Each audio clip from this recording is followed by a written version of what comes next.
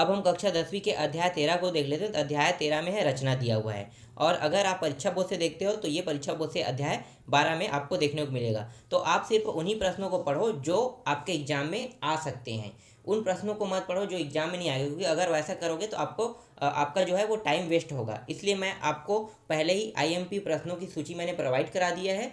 अगर आईएमपी प्रश्नों की सूची अगर देखना है तो इस वीडियो के नीचे लिंक लगा हुआ है डिस्क्रिप्शन बॉक्स में, तो जितने भी आपको दिखाई देगा वो सब के सब आईएमपी प्रश्नों की सूची वाला लिस्ट है। ठीक है, यहाँ पे जो डिस्क्रिप्शन बॉक्स में जो लिंक है उसको जैसे ही क्लिक करोगे, जितने भी वहाँ पे वीडियो दिखाई देगा सब के सब वीडियो आईएमपी की ही सूची लिंक है।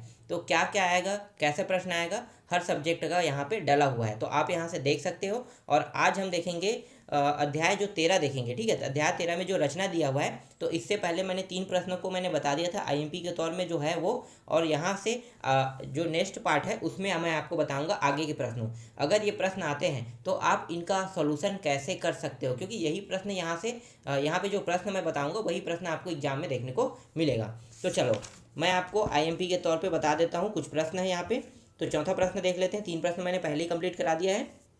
तो चौथा प्रश्न है, त्रिभुज ए बी सी के परिगत वृत्त की रचना कीजिए जिसमें ए बी बराबर बी सी बराबर सी ए बराबर 6 सेंटीमीटर है। इसका मतलब क्या है, इसका मतलब ये है कि सभी भुजाएं बराबर हैं। ठीक है, ये क्या कह रहा है, सभी भुजाएं बराबर हैं। अब यहाँ पे देखो बात क्या रहा है, परिगत वृत्त। अब परिगत वृत्त कहेगा, यहाँ पे जैसे नीचे में आपको चित्र दिखाई दे रहा है उस तरह से आपको कुछ देखने को नहीं मिलेगा, सिर्फ आपको ऊपर में प्रश्न दिखाई देगा और रचना करने के लिए कहेगा। अब रचना कैसे करोगे, आपके पास तो आइडिया होना चाहिए ना कि ये क्या कह रहा है, कैसे हम इसका चित्र बनाएं और कैसे हम इसकी रचना करें। तो देखो ध्यान देना है, सबसे पहले त्रिभुज ए बी सी परिगत वृत्त की रचना कीजिए। क्या, कौन सी वृत्त, परिगत। और परिगत वृत्त का मतलब क्या होता है, वृत्त के अंदर त्रिभुज। क्या होगा, वृत्त के अंदर हमें त्रिभुज बनाना है, ये होता है परिगत वृत्त या परिवृत्त, दोनों एक ही है, अलग नहीं है। परिगत वृत्त में भी आपको वृत्त के अंदर त्रिभुज बनाना है, और परिवृत्त में भी वृत्त के अंदर ही त्रिभुज बनाना है। सिर्फ अलग कौन रहेगा, अंतःवृत्त। अंतःवृत्त में क्या होता है, जस्ट इसका उल्टा हो जाता है। उसमें क्या होता है, जो त्रिभुज होता है ना उसके अंदर वृत्त बनाया जाता है। समझ में आ रहा है, लेकिन अभी जो है वो क्या है, परिगत वृत्त है। तो परिगत वृत्त में वृत्त के अंदर त्रिभुज बनाना है। अब यहाँ पे देखो ए बी बराबर बी सी बराबर सी ए बराबर 6 सेंटीमीटर का है, मतलब ए बी बी सी और सी सभी भुजाएं बराबर है। इसका मतलब ये समबाहु त्रिभुज होगा। समबाहु त्रिभुज में क्या होते हैं, सभी भुजाएं बराबर होता है। तो वृत्त के अंदर जो त्रिभुज बनेगा वो क्या बनेगा, समबाहु त्रिभुज बनेगा। समझ में आया ये। तो अब आप चित्र बनाना सीख गए यहाँ तक के। अब रचना करना है। ठीक है, रचना कैसे करोगे, तो देखो हमें तो केंद्र बिंदु भी चाहिए, तो केंद्र बिंदु भी बनाना है। तो क्या करेंगे हम यहाँ से, अब देखो चित्र ही देखो ना, उसके बाद मैं आपको रचना समझाऊंगा। ए बी बी सी, ठीक है, ए बी बी सी दो भुजाएं हैं। अब दोनों भुजाओं में सेंटर बिंदु से, ठीक है, केंद्र बिंदु से हमने क्या किया, एक लंबवत, मतलब एक लंबवत रेखा खींचा हमने। ठीक है, आगे भी गया पीछे भी गया।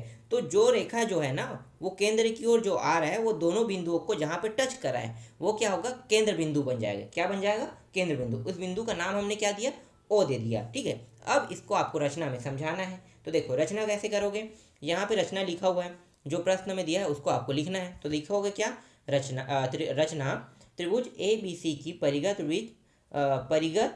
वृत्त की रचना करना जिसमें ए बी बी सी सी ए बराबर 6 सेंटीमीटर है। यही टॉपिक आपको रचना के चरण में भी पहला टॉपिक में लिख देना है। ठीक है, या फिर आप कैसे लिखोगे, या आप लिखोगे पहला पॉइंट लेके, त्रिभुज ए बी सी की रचना किया जिसमें ए बी बराबर बी सी बराबर सी ए बराबर 6 सेंटीमीटर है। यहाँ तक समझ में आ गया। चलो दूसरा पॉइंट हमने क्या किया, दूसरा पॉइंट हमने किया है कि जो ए बी रेखा है और जो ए सी रेखा है, देखो यही चीज़ है, ए बी रेखा और ए सी रेखा। तो देखो भुजाओं ए बी व ए सी के लंब समद्विभाजक।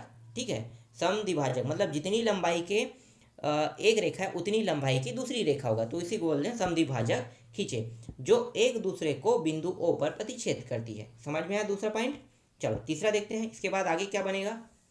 इसके बाद देखो बिंदु ओ को केंद्र मानकर ओ ए के बराबर त्रिज्या लेकर एक वृत्त बनाया जो शीर्षों ए बी सी से होकर जाती है। समझ में आ गया। अगर बिंदु ओ को अगर मानोगे, केंद्र मानोगे, तो आप एक गोला खींच सकते हो, बहुत ही आसानी से खींच सकते हो। तो गोला खींचा उन्हें तो एक वृत्त का निर्माण हो गया। समझ में आ गया। तो आपको ये टॉपिक में क्या लिखना है, बिंदु ओ को केंद्र मानकर एवं ओ ए के बराबर त्रिज्या लेकर एक वृत्त बनाया जो शीर्ष ए बी सी से होकर जाता है।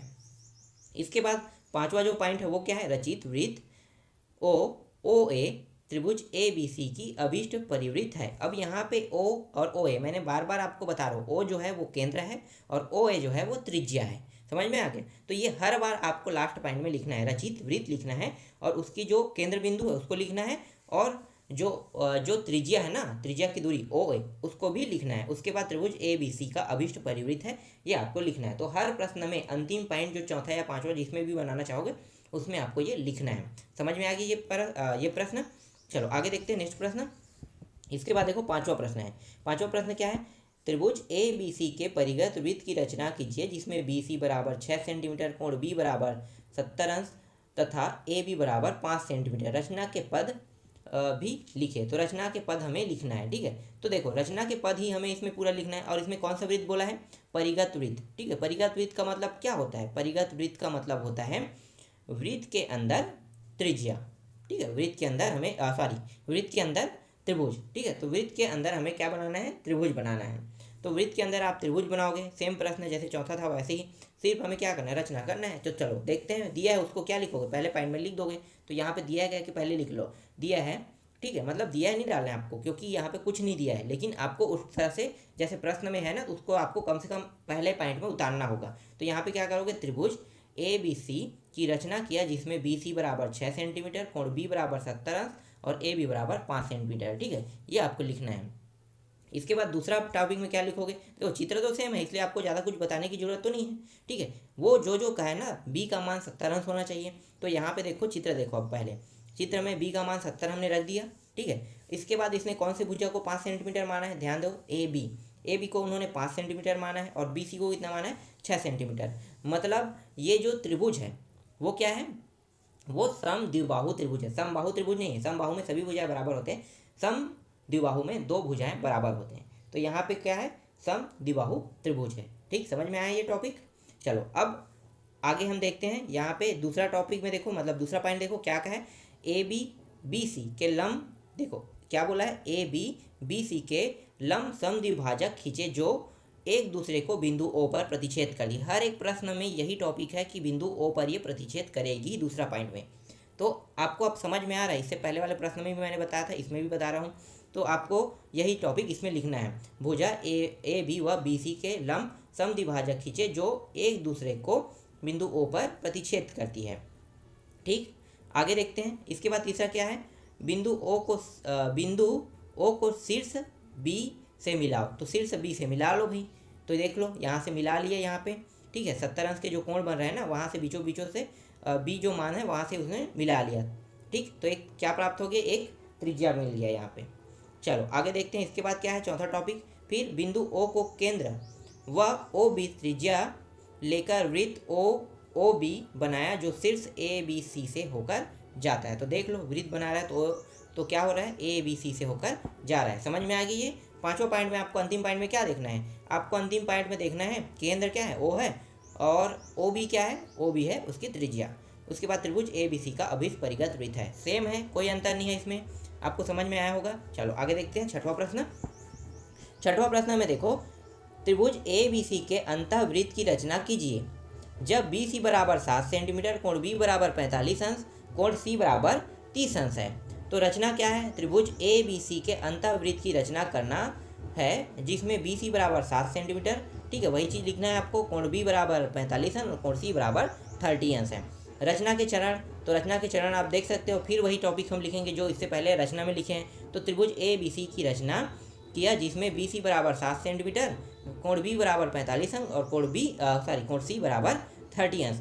अब इसके बाद देखो दूसरा प्रश्न क्या है, दूसरा टॉपिक क्या है, यहाँ पे सेम है, कोई अंतर नहीं, हर प्रश्न एक जैसा ही रहता है। बस यहाँ पे क्या है, अंतःवृत्त का जिक्र हुआ। अंतःवृत्त का मतलब क्या है, यहाँ पे अंतःवृत्त का मतलब है त्रिज्या के मैं हर बार त्रिज्या बोल देता हूँ, त्रिज्या नहीं, ठीक है, त्रिभुज है, त्रिभुज के अंदर वृत्त। क्या लेना है आपको, त्रिभुज के अंदर वृत्त लेना है। तो यहाँ पे देखो त्रिभुज है, त्रिभुज के अंदर वृत्त का निर्माण करना है, यही होता है अंतःवृत्त का मतलब। समझ में आ गया? देखो अब यहाँ पे दूसरा पॉइंट क्या बन रहा है, अगर यहाँ पे एक त्रिभुज बनाया गया है, तो इसके अंदर क्या बनाना है, वृत्त बनाना है। और दो रेखाएं जो है आपस में क्या करेगा, प्रतिच्छेद करेगा। तो हर प्रश्न में तो हर रेखाओं में प्रतिच्छेद ही कर रहा है, मतलब कोई भी प्रश्न में कोई अलग तरीके से हल नहीं हो रहा है, सब के सब प्रश्न एक ही तरीके से हल हो रहा है, ये ध्यान देना है आपको। ठीक है, दूसरा पॉइंट देखो यहाँ पे, दूसरा पॉइंट में क्या है, कोण ए बी सी। ठीक है, देख लो ए बी सी, यहाँ पे आप त्रिभुज को देखो ए बी सी, उसके बाद क्या है, कोण ए सी बी है। अब कितने कितने अंश का मान बना रहे हैं, यहाँ पे कोण बना रहे हैं, मतलब 45 अंश, और यहाँ पे 30 अंश, बस उसको आपको लिखना है।